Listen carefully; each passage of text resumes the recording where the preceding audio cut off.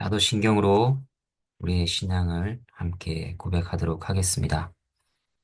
전능하사 천지를 만드신 하나님 아버지를 내가 믿사오며 그 외아들 우리 주 예수 그리스도를 믿사오니 이는 성령으로 잉태하사 동정녀 마리아에게 나시고 본디오 빌라도에게 고난을 받으사 십자가에 못 박혀 죽으시고 장사한 지 사흘 만에 죽은 자 가운데서 다시 살아나시며 하늘에 오르사 전능하신 하나님 우편에 앉아 계시다가 저리로서 산자와 죽은 자를 심판하러 오시리라.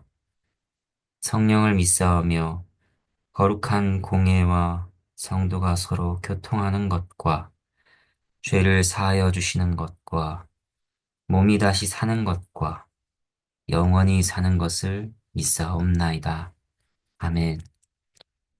함께 찬양하도록 하겠습니다. 찬송가 493장입니다.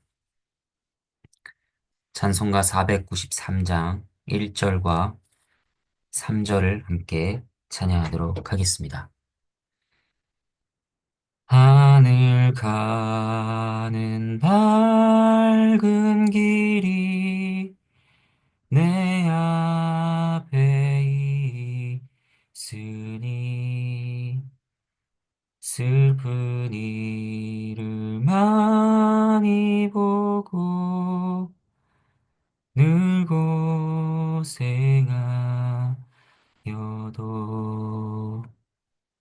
하늘 영광 밝음이 어두운 그늘에 지니 예수 고로 의지하여 항상 비추보도다.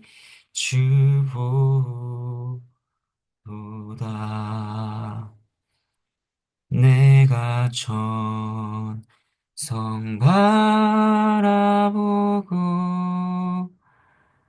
가까이 왔으니 아버지의 영광 집에 나 쉬고 싶도다. 나는 부족하여도 영접하실 터이니 영광 나라게 신임금 우리 구 주의 수라. 함께 기도하도록 하겠습니다. 하나님 아버지, 오늘도 저희를 붙들어 주시옵소서. 주의 말씀으로 저희를 붙들어 주시옵소서. 주의 말씀을 깨닫게 하시고 그 말씀이 저희 삶 가운데 흘러가게 해 주시옵소서. 하나님의 영광을 위해 살아갈 수 있도록, 하나님을 기뻐하고 하나님을 사랑할 수 있도록 저희의 마음을 변화시켜 주시옵소서. 감사드리며 예수 그리스도 이름으로 기도합니다. 아멘. 함께 보실 하나님의 말씀은 누가복음 20장 19절에서 40절 말씀입니다.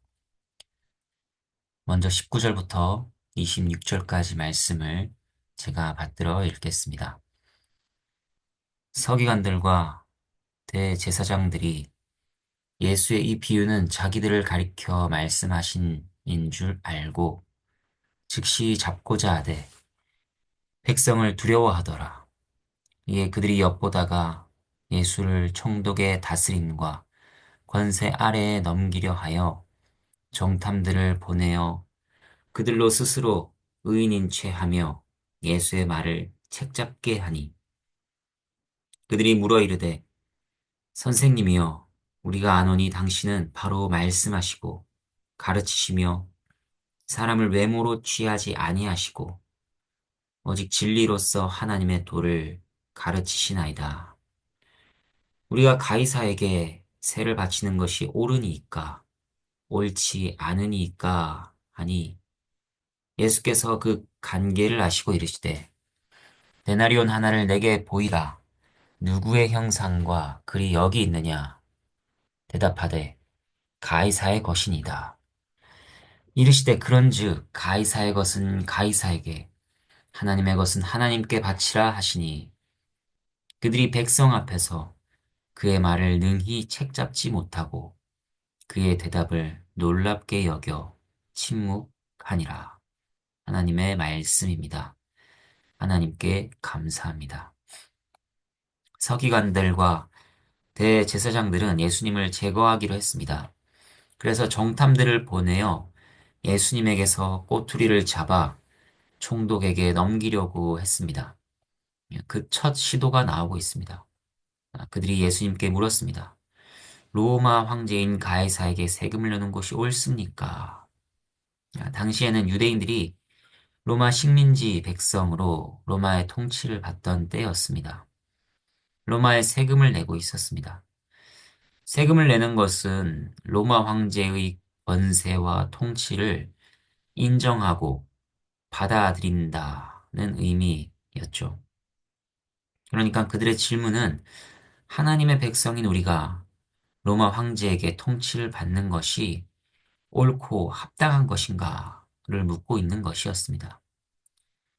여기에 만약 그렇다고 대답한다면 백성들은 예수님을 싫어하게 될 것입니다. 로마의 압제에 저항하는 마음이 바탕에 깔려 있기도 하겠지만 특별히 이것은 하나님의 백성들이 하나님의 다스림을 부인하고 스스로 하나님의 백성임을 포기하는 의미가 있기 때문입니다. 반대로 만약 세금을 내는 것이 합당치 않다고 한다면 어떨까요? 그것은 예수님께서 로마에 의해 제거될 수 있는 빌미를 제공하게 되는 것이었습니다. 이러한 궁지에 몰아놓고자 그들은 질문을 한 것이었습니다. 그들은 예수님께서 오직 진리로서 하나님의 도를 가르치시는 분이라 칭찬하며 말을 꺼냈습니다. 이 칭찬을 깔아두고 그들은 예수님께서 분명히 로마 총독을 거슬러 대답할 것이라 예상했을 것입니다. 하지만 예수님께서는 그들이 관계에 넘어가지 않으셨습니다. 가이사의 형상과 글이 새겨진 데나리온을 보이라고 하십니다. 그리고 가이사의 것은 가이사에게, 하나님의 것은 하나님께 바치라고 하셨습니다. 이것은 단지 이들의 교묘한 질문을 피해 가신 것이 아니었습니다. 여기에는 세상의 권세와 관련한 가르침이 들어 있습니다. 가이사의 권세를 포함하여 신자는 모든 권세를 다 인정해야 한다는 가르침을 주신 것입니다. 물론 모든 권세들 위에 있는 최종적이며 최고의 권세는 하나님의 권세입니다. 하지만 하나님께서는 각각의 영역에 다양한 권세들을 세우셔서 그분의 뜻대로 다스리게 하셨다는 것입니다. 그러한 하나님의 다스림과 지혜를 헤아려 권세들에 순종해야 한다는 것이죠. 그리고 당연히 여기에서 놓치면 안 되는 것은 그것이 맹목적인 순종은 아니라는 것입니다. 하나님의 뜻에 순종하는 그 테두리 안에서 순종해야 된다는 것입니다. 만약 다른 권세가 하나님을 거스르는 일을 순종하도록 명한다면 그것에 대해서는 거부하고 저항해야 할 것입니다. 다음으로 우리에게 적용할 것은 하나님의 것은 하나님께 바치라는 말씀과 관련한 것입니다. 신자에게는 누구의 형상과 글이 새겨져 있을까요? 신자에게는 가이사가 아니라 하나님의 형상과 글이 새겨져 있습니다. 그러므로 신자는 하나님의 것이며 자신을 하나님께 바쳐야 합니다. 골로새서 3장 10절 말씀입니다. 새 사람을 입었으니 이는 자기를 창조하신 이의 형상을 따라 지식에까지 새롭게 하심을 입은 자니라 말씀하십니다. 우리는 원래 사단의 권세 아래 있던 진노의 자녀들이었습니다. 사단의 형상이 새겨진 자들이었습니다. 수시로 그것을 나타내었습니다. 하지만 하나님께서는 그러한 존재들을 건져내시고 새롭게 하셨습니다. 자신의 형상을 따라 새로운 피조물이 되게 하신 것입니다. 그리고 고린도후서 3장 3절 말씀입니다. 너희는 우리로 말미암아 나타난 그리스도의 편지니 이는 먹으로 쓴 것이 아니요 오직 살아계신 하나님의 영으로 쓴 것이며 또 돌판에 쓴 것이 아니요 오직 육의 마음판에 쓴 것이라. 그리스도 바깥에 있는 자들에게는 세상의 글이 적혀 있습니다. 세상의 원리, 세상의 가치, 세상의 방법과 목적이 그들의 마음에 기록되어 있습니다. 하지만 신자들은 그리스도의 글이 적힌 그리스도의 편지입니다. 하나님의 영으로 그 마음판에 새기셨습니다. 그래서 신자를 통해 하나님의 뜻과 구원이 드러납니다. 하나님의 영광이 드러나는 것입니다. 이렇게 하나님의 형상과 글이 새겨진 우리들에게 예수님께서는 오늘날 다시 도전하시며 명하십니다. 너희는 하나님의 것이라. 너희 자신을 하나님께 바치라. 고 하시는 것입니다. 신자는 늘 자신이 자신의 것이 아니라 몸도 영혼도 그리스도의 것임을 고백해야 할 것입니다. 그리고 그리스도의 소유답게 자신의 전 존재를 하나님께 바치는 것을 삶의 목적이며 의미로 생각하며 살아야 할 것입니다. 이제 사두개인들이 예수님을 시험한 일을 보도록 하겠습니다. 사두개인들은 당시 유대인 사회의 유력한 계층인 제사장 출신이 많았습니다. 유대 최고 법정인 사내들인에서도 많은 수를 차지했습니다. 이들은 기록된 율법만을 인정하는 매우 현실적이고 현세적인 성향을 가진 자들이었습니다. 그래서 율법을 최대한 넓고 철저하게 지키려고 했던 바리새인들, 그들과는 상대적으로 백성들에게 인정을 받지 못했습니다. 27절부터 40절까지를 보겠습니다. 부활이 없다고 주장하는 사두개인 중 어떤 이들이 와서 물어 이르되 선생님이여 모세가 우리에게 써주기를 만일 어떤 사람의 형이 아내를 두고 자식이 없이 죽으면 그 동생이 그 아내를 취하여 형을 위하여 상속자를 세울지니라 하였나이다. 그런데 칠형제가 있었는데 마지가 아내를 취하였다가 자식이 없이 죽고 그 둘째와 셋째가 그를 취하고 일곱이 다 그와 같이 자식이 없이 죽고 그 후에 여자도 죽었나이다. 일곱이 다 그를 아내로 취하였으니 부활 때에 그 중에 누구의 아내가 되리이까? 예수께서 이르시되 이 세상의 자녀들은 장가도 가고 시집도 가되 저 세상과 및 죽은 자 가운데서 부활함을 얻기에 합당히 여김을 받은 자들은 장가 가고 시집 가는 일이 없으며 그들은 다시 죽을 수도 없나니 이는 천사와 동등이요 부활의 자녀로서 하나님의 자녀임이라. 죽은 자가 살아난다는 것은 모세도 가시나무 떨기에 관한 글에서 주를 아브라함의 하나님이요 이삭의 하나님이요 야곱의 하나님시라 칭하였나니 하나님은 죽은 자의 하나님이 아니요 살아있는 자의 하나님이시라. 하나님에게는 모든 사람이 살았느니라 하시니 서기관 중 어떤 이들이 말하되 선생님 잘 말씀하셨나이다 하니 그는 아무것도 감히 더 물을 수 없음이더라. 하나님의 말씀입니다. 하나님께 감사합니다. 사두개인들은 예수님을 넘어뜨리기 위해 어떤 질문을 가져왔는가? 그들은 부활을 믿지 않았습니다. 그래서 부활의 가능성을 부인할 수 있는 증거라 생각되는 율법의 예를 가지고 왔습니다. 모세의 율법을 통해 하나님께서는 형이 자식이 없이 죽었을 때 아우가 남은 과부를 아내로 맞아 자식을 얻고 형의 후사를 세우게 하셨습니다.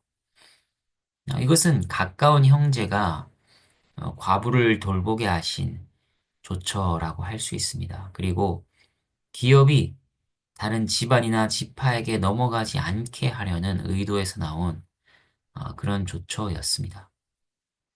근데 이것이 현세의 삶만 있다면 문제가 없겠지만 만약 부활이 있다고 한다면 어, 이 명령이 윤리적으로 심각한 문제를 일으키지 않겠느냐? 하나님께서 과연 그런 문제를 일으킬 명령을 하셨겠느냐? 사두개인들이 질문한 것입니다. 이에 대해 예수님께서는 먼저 죽음 이후와 부활 후의 삶에 대해 놀라운 답을 주십니다. 내세와 부활 이후에는 이 땅에서의 부부 관계라는 것은 더 이상 존재하지 않는다는 것입니다. 부활 후에 다시 죽는 일은 없을 것이며 신자는 천사와 비슷하게 될 것입니다. 새로운 존재가 될 것입니다. 인간 관계와 존재 질서가 지금 이 땅에서와는 크게 달라질 것입니다. 죽음과 더불어 현세의 부부 관계는 끝나는 것이죠. 만일 부부 관계가 사후에도 지속된다면 재혼하는 것도 간음죄가 될 것입니다. 하지만 이 관계가 죽음과 더불어 끝나는 것이기 때문에 재혼해도 죄가 되지 않는 것입니다. 이런 말씀 앞에 우리 중 누군가는 아쉽고 서운한 마음을 가질지 모르겠습니다. 이 땅에서 특별하게 사랑했던 배우자를 내세에서는 배우자가 아닌 새로운 질서 속에서 그렇게 특별하지는 않을 것 같은 관계를 맺게 될 것이라 생각하기 때문입니다.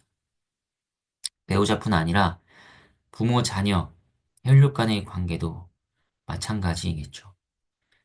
하지만 그렇게 아쉽고 서운한 마음을 가질 필요는 없습니다. 왜냐하면 그때에는 이 땅에서 남편과 아내 또는 부모와 자식 간의 사랑보다 더 깊고 고차원적인 사랑으로 서로 사랑하며 교제할 것이기 때문입니다.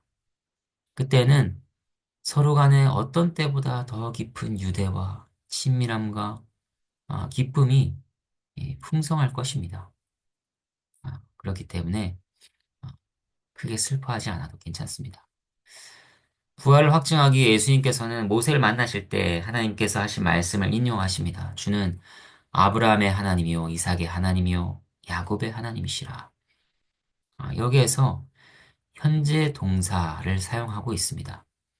그러니까 과거에 나는 아브라함의 하나님이었고, 이삭의 하나님이었고, 야곱의 하나님이었다가 아니라 그들이 비록 땅에 묻혔지만 존재가 사라진 것이 아니라 지금도 여전히 살아있는 자들이라고 하시는 것입니다.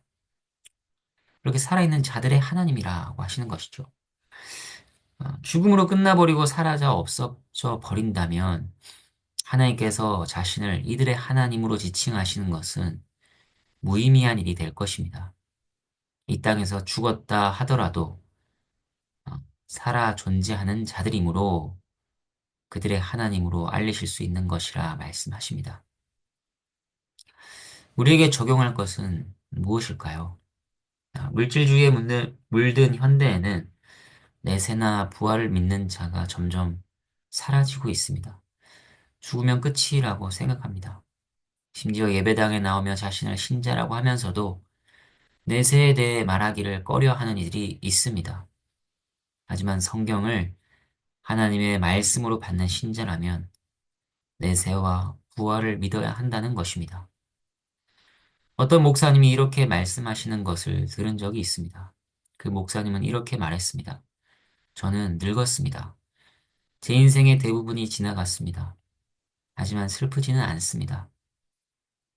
왜냐하면 저의 진짜 삶은 아직 시작되지 않았기 때문입니다. 맞는 말이지 않습니까? 이 땅의 삶은 잠깐이요. 이후의 삶은 영원할 것입니다. 이 땅의 고난과 슬픔과 괴로움과 죄로 인한 버둥거림은 지나갈 것입니다.